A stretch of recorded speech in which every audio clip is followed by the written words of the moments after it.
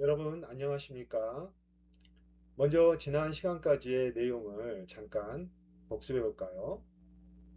하나님을 기뻐하시게 하기 위해서는 하나님의 현재성과 임재성을 믿어야 한다고 했습니다. 현재성은 하나님께서 모든 시간과 공간 또는 그것을 초월하여 또는 내재하여 존재하시는 방식이고, 임재성은 특별히 사람에게 임하는 구원의 존재 방식이라고 말씀드렸습니다. 성경은 한 단어로 주 예수 그리스도인데, 이는 인간에 대한 하나님의 구원의 임재성이다라고 말씀드렸죠. 하나님의 임재성을 기반으로 신앙생활이 시작이 됩니다. 신앙생활은 생명활동인데, 주 예수 그리스도에 대한 믿음으로 생명을 얻고, 생명을 얻은 후에는 지속적으로 생명의 양식을 공급받아야 하고, 생명 활동으로 주 예수 그리스도를 따라가야 합니다. 그 끝에는 예수님과 함께하는 영생이라는 영원한 축제가 있다고 말씀드렸습니다. 기독교인의 신앙생활을 영어로 표현하면 F4, 즉 Faith, Faith, Follow, Festival이라고 말씀드렸죠. 자, 그럼 오늘은 이 신앙생활을 하는 방법론에 대해서 말씀드리겠습니다. 네 개의 T가 필요한데요. 제가 신학교에 가보니 신학교에서 배우는 것은 한마디로 네 개의 T였습니다. T는 theology입니다. 즉, 신학입니다. 신앙생활을 위해서 네 개의 신학이 필요하다는 것입니다. 이 신학은 성경을 연구하여 신앙생활의 방법론으로 정리된 것입니다. 예수 그리스도는 하나님의 말씀, 즉 성경 안에 계시죠. 이 성경을 연구하고 실천하는 학문이 theology, 신학입니다. 모든 목회자들은 이 네 개의 신학을 공부한 사람들이고요. 이 네 개의 신학을 또한 가르치는 사람들입니다. 예수 그리스도를 믿는 신앙생활 자체에는 목회자나 평신도의 구별이 없습니다. 모든 신자는 이 네 개의 신학을 활용하여 신앙생활을 해야 하는 것이죠. 자, 그럼 한 개씩 살펴보도록 하겠습니다. 첫 번째로는 조직신학입니다. 영어로는 systematic theology라고 하죠. 이 조직신학은 성경을 전체적으로 연구하여 하나님의 뜻을 찾는 학문입니다. 성경 66권의 말씀을 시줄과 날줄로 연결하여 인간과 세상에 대한 하나님의 의도, 하나님의 목적 등을 연구하는 학문입니다. 성경의 최초와 최종의 결론이 주 예수 그리스도라는 것을 밝혀내는 학문입니다. 자, 다음으로는 역사신학입니다. 영어로는 historical theology입니다. 역사신학은 성경이 말하는 하나님의 역사, 즉 시작부터 끝을 연구합니다. 성경 안은 물론 성경 밖의 교회사도 연구하지요.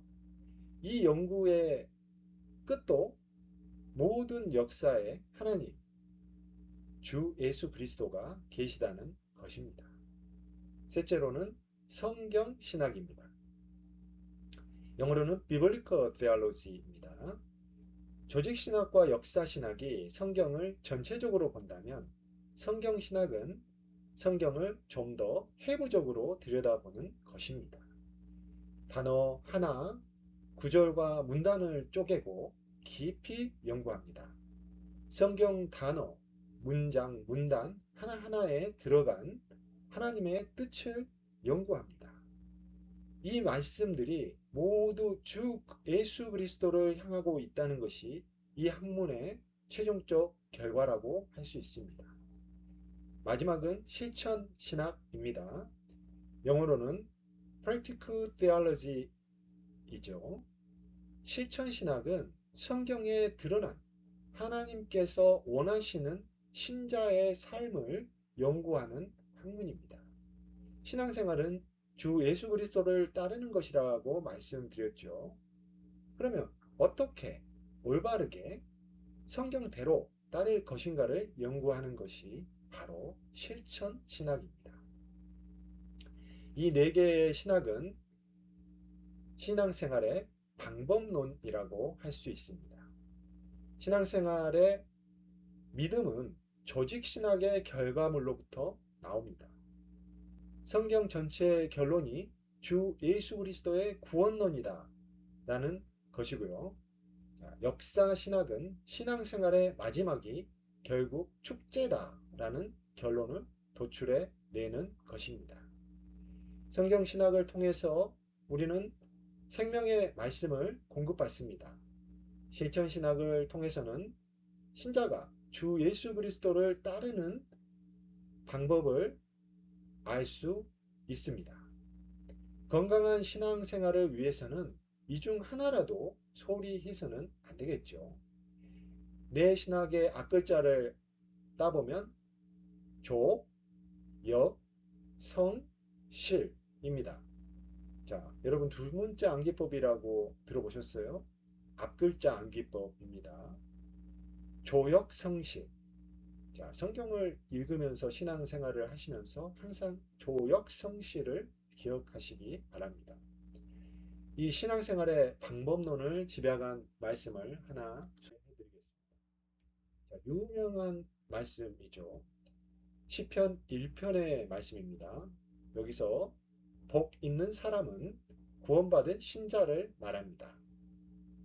신자는 율법, 즉 하나님의 말씀이죠.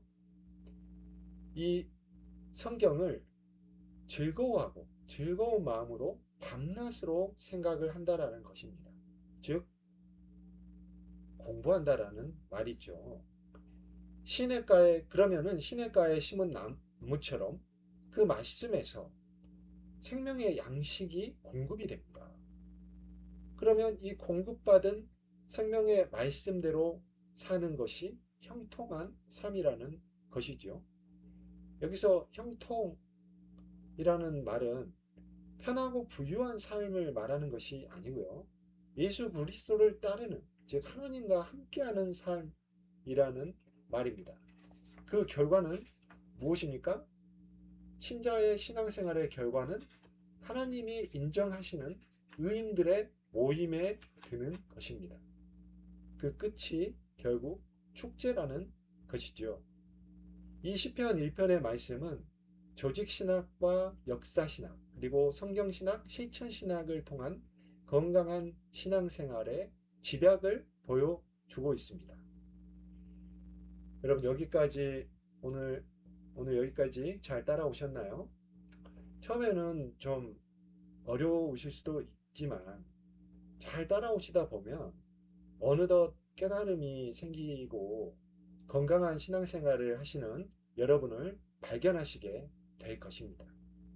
자, 오늘은 신앙생활의 흐름을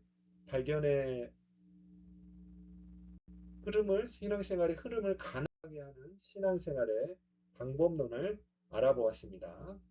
자, 다음 시간에는 신앙생활의 렌즈를 살펴보도록 하겠습니다. 자, 방법론을 공부하다 보면 렌즈가 나옵니다.